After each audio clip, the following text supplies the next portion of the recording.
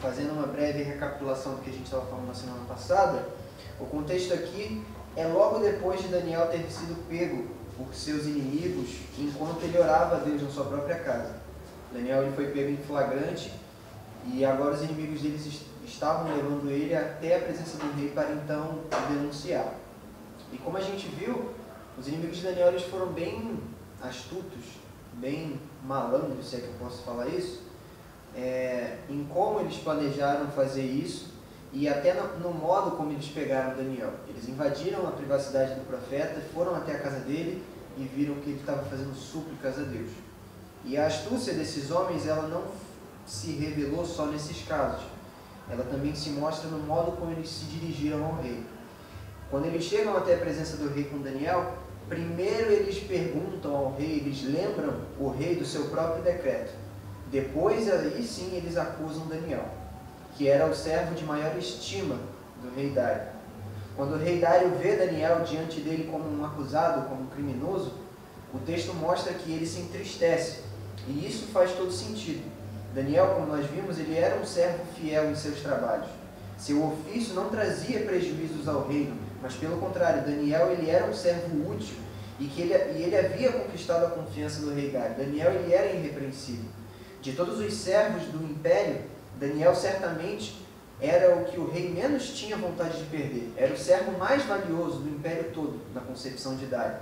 A tristeza que Dário sentiu por Daniel se encontrar naquela situação foi tão grande que o texto nos mostra que o rei se empenhou para livrar Daniel e ele fez isso até o pôr do sol. Aqui é o próprio rei tentando livrar Daniel. Mas os adversários de Daniel, do profeta, não esqueceram de levar em consideração a consideração que o rei Dário tinha por Daniel na hora de elaborarem o seu plano.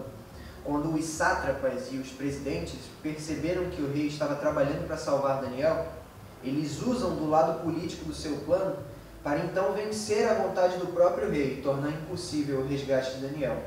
O decreto que garantia que Daniel fosse jogado na cova dos leões se tratava de uma lei dos medos e dos persas, que não poderia ser revogada. E essa expressão, lei dos medos e dos persas, que não poderia ser revogada, ela aparece 4 vezes no capítulo. Ela é pontuada 4 vezes, para deixar bem claro para a gente de que uma vez que Dário tivesse assinado o interdito, assinado o decreto, não poderia ser revogado.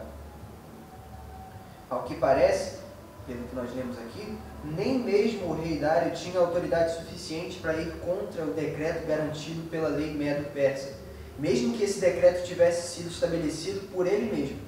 O plano dos sátrapas e presidentes era muito bem pensado.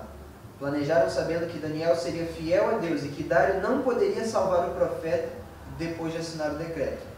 Quando o rei mostrou o interesse em salvar Daniel, os sátrapas e os presidentes o lembraram que o decreto se tratava de uma lei que não poderia ser revogada. Não havia como Dário impedir que Daniel fosse jogado na cova. Era o que a lei determinava. E Dário estava, nesse ponto, ele estava abaixo da lei. Por mais que ele fosse o rei de um império grande, seu poder ele era limitado. Chega a ser irônico o fato de ter sido o próprio rei Dário quem assinou o decreto. Diante de toda essa situação, vendo seu melhor servo tendo sua vida em risco, é muito provável que Dário estivesse arrependido de ter assinado o decreto. Mas agora já estava feito, não tinha como mudar. Dário se deixou ser guiado por seu orgulho e ouviu o conselho cheio de segundas intenções de seus servos.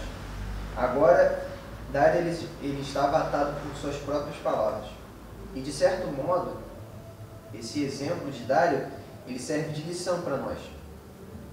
E isso é algo que eu assumo aqui que eu não tinha tanto cuidado, não passava a ter tanto cuidado quanto a isso. Nós devemos ter muito cuidado quando nós assumimos algum compromisso, quando nós damos a nossa palavra. A Bíblia, a palavra de Deus nos ordena que nós devemos ter apenas uma só palavra. É assim que deve ser a vida do cristão. Quando nós dizemos sim, que signifique sim. Quando nós dizemos não, que seja não. Dito isso, assumirmos um compromisso, darmos a nossa palavra, é algo muito sério. E nós devemos sempre orar a Deus por direcionamento ao darmos a nossa palavra, para que não sejamos semelhantes a Dário nesse ponto, que um dia ele assumiu um compromisso e no outro ele já estava se entristecendo por conta dele porque não havia pensado, não havia ponderado sobre a questão.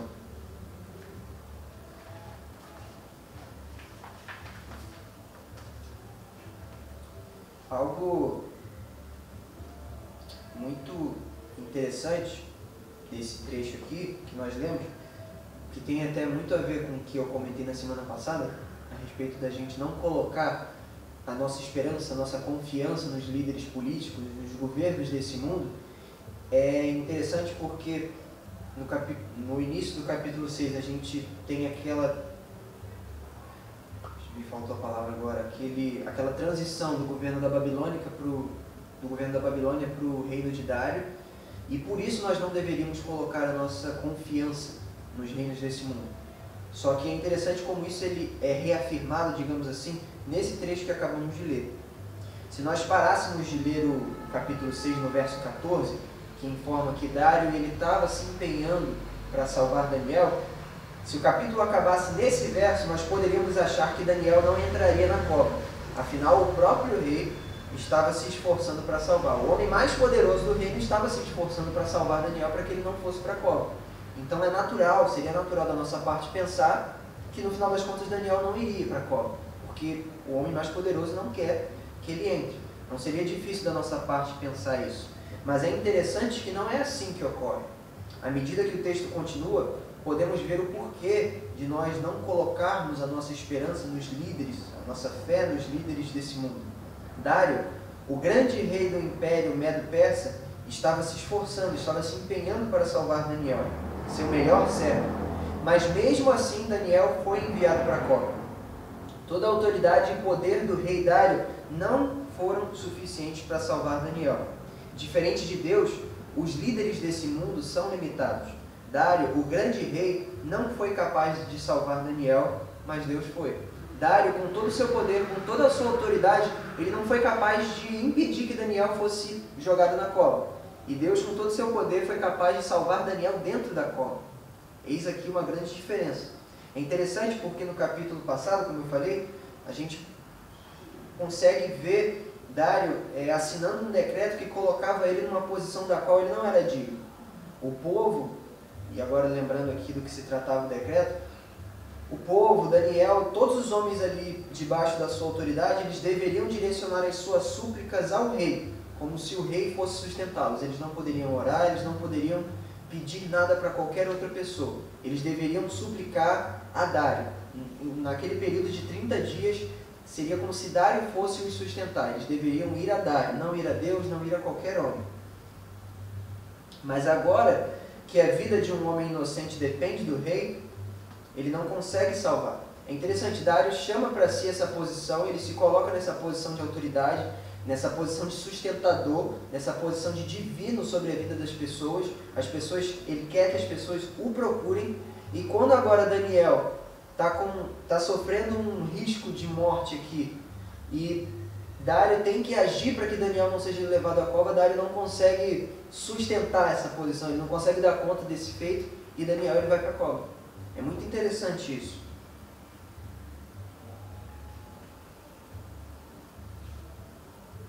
Dário ele inicia o capítulo trazendo glória e majestade para si, mas agora, como nós lemos no verso 16, ele está colocando a vida de Daniel nas mãos de Deus, porque ele sabe que mesmo sendo o grande rei, ele não pode livrar o profeta. Dário ele inicia o capítulo trazendo sobre si uma responsabilidade que não era dele, e agora nessa altura do capítulo ele está colocando a responsabilidade de volta na mão de Deus.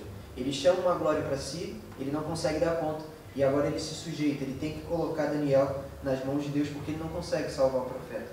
Foi exatamente isso que Dário fez no verso 16. Depois que o rei mostrou interesse, como nós vimos, de salvar Daniel, os sátrapas e os presidentes chegaram ao rei e o lembraram de que a lei se tratava de um decreto da lei dos Medos e dos Persas que não poderia ser revogado. Daniel tinha que ser lançado na cova, era o que o decreto exigia.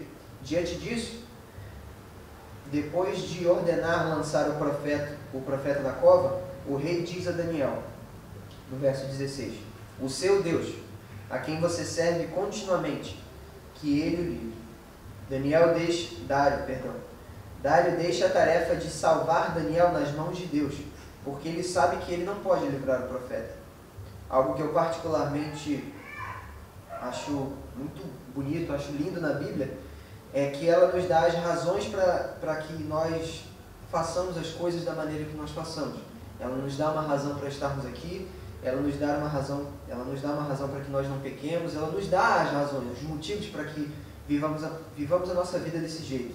A Bíblia diz: não peque, pois o salário do pecado é a morte.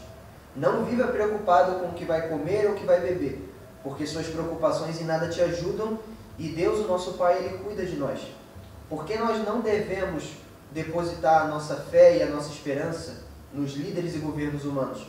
Porque, como nós vimos na semana passada, eles possuem um início e eles possuem um fim, eles são limitados. E como nós estamos vendo hoje, esses líderes e governos, eles são limitados. O agir deles só vai até certo ponto. Eles não podem todas as coisas. Deus pode, eles não. Diferente dos reinos desse mundo, o domínio de Deus é eterno.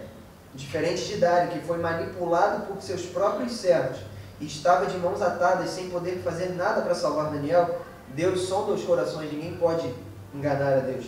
E ninguém pode deter a sua mão, conforme Daniel 4,35. A nossa confiança ela deve estar no Senhor. Nele devemos depositar a nossa fé, nele deve estar a nossa esperança e nele deve estar a nossa confiança. E foi exatamente isso que Daniel fez. E para que a gente entenda o que aconteceu, como isso ocorreu, vamos ler agora dos versos 17 até o verso 28 de Daniel 6.